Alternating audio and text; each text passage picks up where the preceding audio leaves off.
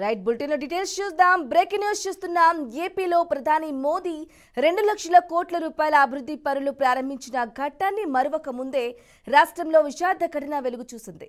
తిరుపతి తొక్కిసలాట ఘటన అందరిలో మహా విషాదాన్ని నింపింది. వెంకన్న సన్నిధిలో జరిగిన తొక్కిసలాట ఘటనలో 6 మృతి చెందగా మరో 40 మందికి గాయాలయ్యాయి. ఈ దుర్ఘటనపై ప్రధాని మోదీ సహా పలువురు కేంద్ర మంత్రులు, కాంగ్రెస్ అగ్రనేత రాహుల్ గాంధీ, తెలంగాణ నేతలు విషాదం వ్యక్తం చేశారు. ఘటనపై సీఎం చంద్రబాబు దిగ్భ్రాంతి వ్యక్తం చేశారు. తొక్కిసలాట ఘటన తనను తీవ్రంగా కలచివేసిందని ఆవేదన వ్యక్తం చేశారు. అస్వస్థతకు గురైన వారికి మెరుగైన వైద్యం అందించాలని ఆదేశించారు. డీజీపీ టీటీడీ చైర్మన్తో చంద్రబాబు టెలికాన్ఫరెన్స్ నిర్వహించారు. టీటీడీ నిర్లక్ష్యంపై బాబు సీరియస్ అయ్యారు. మరికొద్దిసేపట్లో బాబు తిరుపతికి చేరుకున్నారు. ఇక రుయా స్విమ్స్ లో క్షతగాత్రులతో పాటు బాధిత కుటుంబాలను పరామర్శిస్తారు.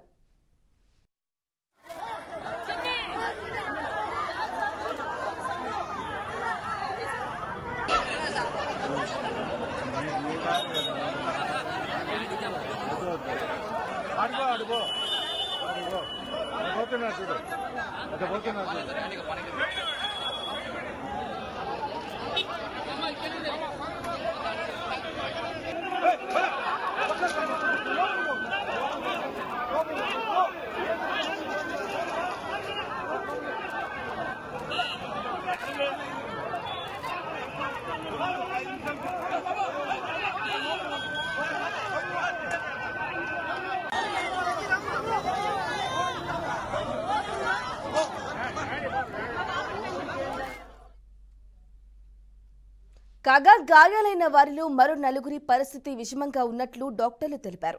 అలాగే స్వల్ప గాయాలతో బయటపడిన వారు ట్రీట్మెంట్ తర్వాత కోలుకుంటున్నారు. అయితే తొక్కిసలాటలో ప్రాణాలు కోల్పోయిన మృతుల వివరాలను టీటీడీ అధికారులు వెల్లడించారు. మొత్తం మృతుల్లో 5 మహిళలు, 1 పురుషుడు ఉన్నట్లు తెలిపారు. అలాగే మృతులు బుద్దేటి నాయుడుపాపు నర్సీపట్నానికి చెందిన వ్యక్తిగా గుర్తించారు. విశాఖకు చెందిన రజని, లావణ్య, శాంతి, కర్ణాటకలోని బళ్ళారికి చెందిన నిర్మల, తమిళనాడు రాష్ట్రంలోని సేలంకు చెందిన మల్లికగా మృతులను గుర్తించారు.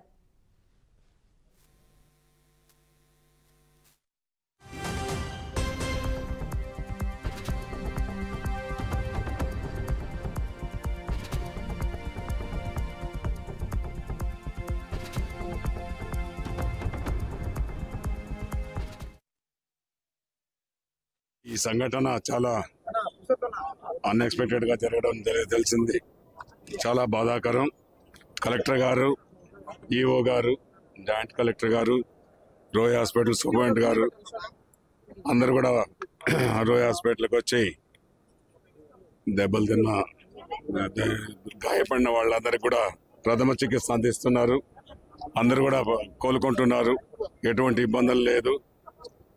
ఏదో 1-2 జరిగాయి. అది కూడా సాంఘిక కార్యక్రమాలు జరిగాయి తప్ప వేరే దైవ కార్యక్రమం. వెంకటేశ్వర స్వామి భక్తులు అందరూ వచ్చారు.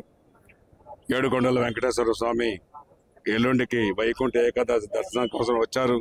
తమిళనాడు నుంచి, హైదరాబాద్ నుంచి, చెన్నై నుంచి, బెంగళూరు నుంచి కూడా చాలా మంది రావడం, భక్తులు ఒకేసారి రద్దీ ఎక్కువ అవడం, దానిలో ఈ సంఘటన జరిగింది. అనుకోకుండా జరిగింది.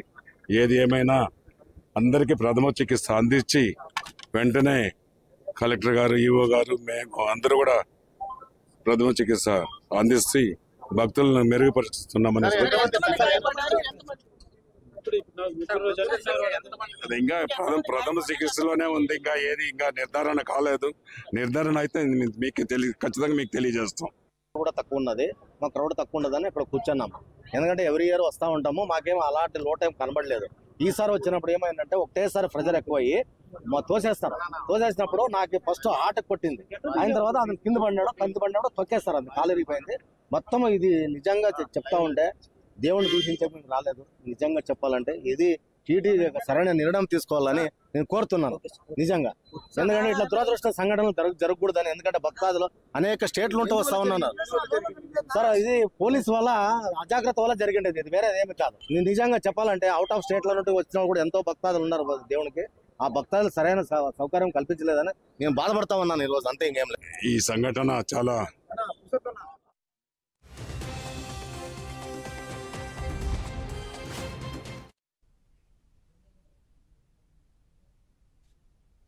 రైట్ బ్రేకింగ్ న్యూస్ చూస్తున్నాం. ఏపీలో ప్రధాని మోదీ 2 లక్షల కోట్ల రూపాయల అభివృద్ధి పనులు ప్రారంభించిన ఘట్టాన్ని మరొక ముందే రాష్ట్రంలో విషాద ఘటన వెలుగు చూసింది. తిరుపతి తొక్కిస్లాట ఘటన అందరిలో మహా విషాదాన్ని నింపింది. వెంకన్న సన్నిధిలో జరిగిన తొక్కిస్లాట ఘటనలో 6 మృతి చెందగా మరో 40 మందికి గాయాలయ్యాయి. ఈ దుర్ఘటనపై ప్రధాని మోదీ సహా పలువురు కేంద్ర మంత్రులు, కాంగ్రెస్ అగ్రనేత రాహుల్ గాంధీ, తెలంగాణ నేతలు విషాదం వ్యక్తం చేశారు. ఘటనపై సీఎం చంద్రబాబు దిగ్భ్రాంతి వ్యక్తం చేశారు. తొక్కిస్లాట ఘటన తనను తీవ్రంగా కలిచివేసిందని ఆవేదన వ్యక్తం చేశారు. ఇదే విషయానికి సంబంధించి పూర్తి డీటెయిల్స్ మా ప్రతినిధి, మా బ్యూరో చీఫ్ గోపీనాథ్ లైవ్ లో అందిస్తారు. గోపీనాథ్, చెప్పండి. 6 మృతి చెందారు. తిరుపతి తొక్కిస్లాట ఘటనలో 40 మందికి గాయపడ్డారు. మరికొంతమంది పరిస్థితి కూడా విషమంగా ఉన్నట్లుగా కూడా తెలుస్తోంది. ఇప్పుడు ప్రస్తుత పరిస్థితి ఎలా ఉంది వారందరూ? అలాగే ఏపీ సీఎం చంద్రబాబు కూడా వారందరినీ పరామర్శించినట్లుగా తెలుస్తోంది. అప్డేట్స్ ఏంటి?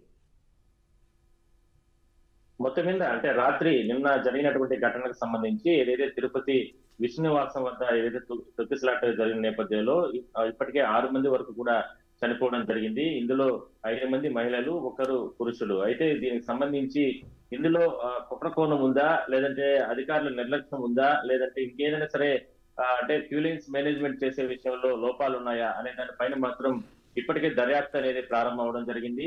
నిన్న జరిగిన ఘటనకు సంబంధించి అంటే వైకుంఠ ఏకాదశి స్వామివారికి సంబంధించి ఎందుకంటే తిరుమలలో అత్యంత వైభవంగా జరుగుతుంది. మహావిష్ణువు ప్రతిరూపంగా ఉన్నటువంటి శ్రీవారిని దర్శనం చేసుకోవడానికి ఈ వైకుంఠ ఏకాదశి, ద్వాదశి 2 రోజులు కూడా పెద్ద ఎత్తున భక్తులు తిరుమలకు వస్తారు. లక్షలాది మంది భక్తులు వస్తారు. ఆ 2 రోజులే గతంలో దాదాపుగా 2 నుంచి 2.5 లక్షల మంది, 3 లక్షల మంది వరకు కూడా దర్శనం చేసుకునే వాళ్ళు. జీవితంలో ఒకసారైనా సరే శ్రీవారిని దర్శనం చేసుకోవాలనేటటువంటి తపన ప్రతి భక్తునికి ఉంటుంది. దాని తర్వాత ఆ వైకుంఠ ద్వారాలు ఏదైతే భక్తులు విశ్వసించేటటువంటి ఆ మోక్ష మార్గాల గుండా వెళ్ళాలనేది భక్తుల తపన. అందువల్లనే ఈ 2 రోజుల పాటు మాత్రం పెద్ద ఎత్తున వస్తారు. అయితే భక్తులు విపరీతంగా తిరుమలకు రావడం, గతంలో కూడా తోపులాట తొక్కిసార్లు జరిగిన నేపథ్యంలో ఆ వైకుంఠ ద్వారాలని 10 రోజుల పాటు తెరవాలని గతంలో నిర్ణయం తీసుకోవడం జరిగింది. ఆ నిర్ణయం తీసుకున్న తర్వాత కొన్నేళ్ల నుంచి కూడా ఇప్పుడు 10 రోజుల పాటు కూడా వైకుంఠ ద్వారాలు తెరిస్తే ఉంచుతున్నారు. ఆలయం లోపల ఏకాదశి, ద్వాదశి 2 రోజులు కాకుండా దాని తర్వాత 8 రోజుల పాటు కూడా ఈ వైకుంఠ ద్వారాలు తెరుస్తారు. కానీ దానికి సంబంధించినటువంటి టికెట్స్ అన్ని కూడా తిరుపతిలో ఏర్పాటు చేస్తారు.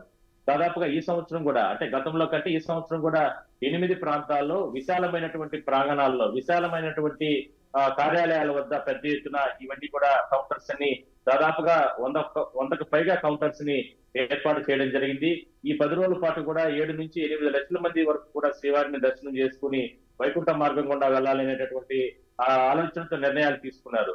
కానీ నిన్న ఉదయం నుంచి కూడా పెద్ద ఎత్తున అంటే రేపటి దర్శనానికి నిన్నటి నుంచి పెద్ద ఎత్తున తిరుపతికి భక్తులు ఇతర రాష్ట్రాల నుంచి, తెలుగు రాష్ట్రాలే కాకుండా తమిళనాడు, కర్ణాటక, మహారాష్ట్ర, యావత్ భారతదేశం పూర్తిగా అన్ని రాష్ట్రాల నుంచి కూడా పెద్ద ఎత్తున లక్షలాది మంది భక్తులు తిరుపతికి చేరుకున్నారు.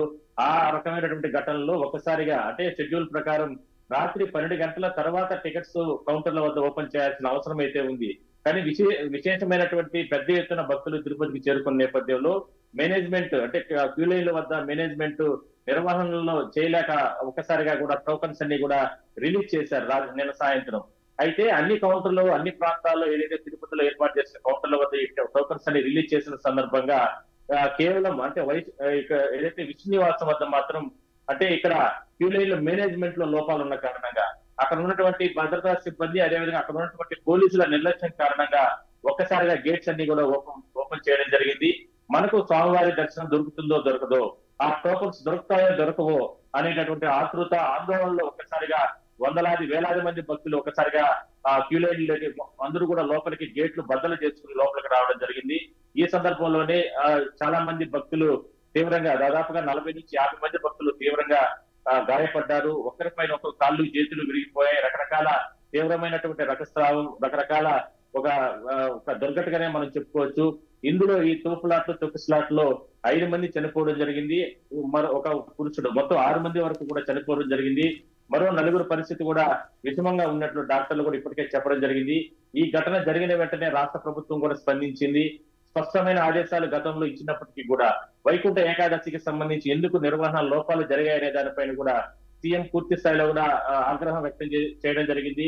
టీటీడీ చైర్మన్, ఈఓ, అదేవిధంగానే ఎస్పీ, అడిషనల్ ఈఓ వీళ్ళందరితో కూడా ఆయన ఫోన్ లో మాట్లాడి ఎందుకు ఇంత ఘోరంగా, ఇంత నిర్లక్ష్యంగా అధికారులు వ్యవహరించారు, ఎందుకు దీంట్లో క్యూ లైన్లకు సంబంధించి ఒకసారిగా వేలాది మంది భక్తులు లోపలికి వచ్చే రకంగా ఎవరు ఈ నిర్ణయాలు తీసుకున్నారు, దీనిపైన పూర్తి స్థాయిలో విచారణ జరిపించండి.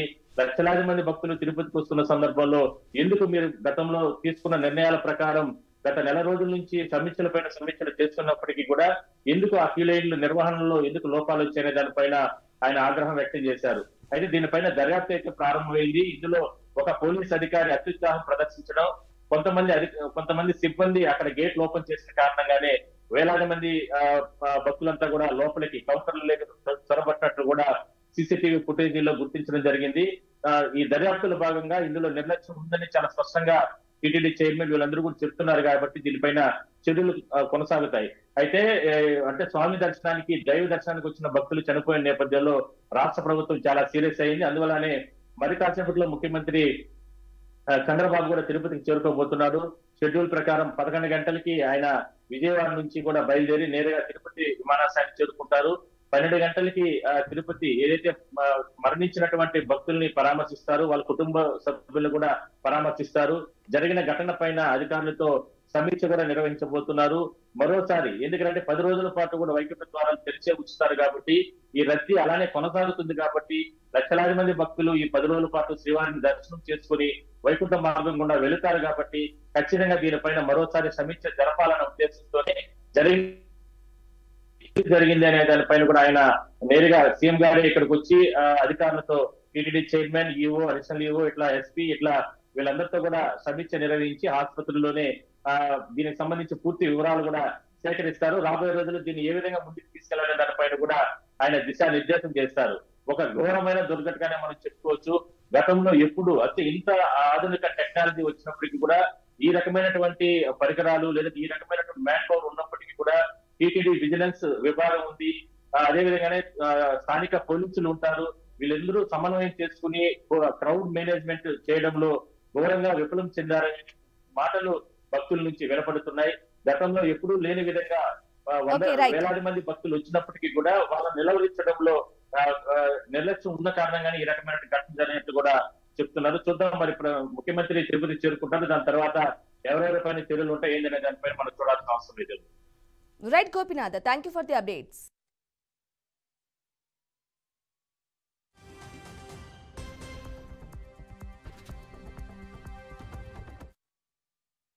నాకు తెలుసు ఏ గొడవ అవుతుందేమో అనే నాలో అనుమానం ఉంది. నేను అధికారుల దగ్గర కూడా వ్యక్తం చేశాను. ఎస్పీ దగ్గర కూడా నేను టెంపుల్లో కనిపిస్తే చెప్పాను, మీరు ఆషామాషిగా తీసుకోవద్దండి, దీన్ని జాగ్రత్తగా చేయండి. అప్పుడు అన్నారు వాళ్ళు 5,000 మంది పోలీసులను పెడుతున్నామండి, మేము చూసుకుంటామండి, అది ఇది అని అన్నారు నాతో. ఇది దురదృష్టకరం.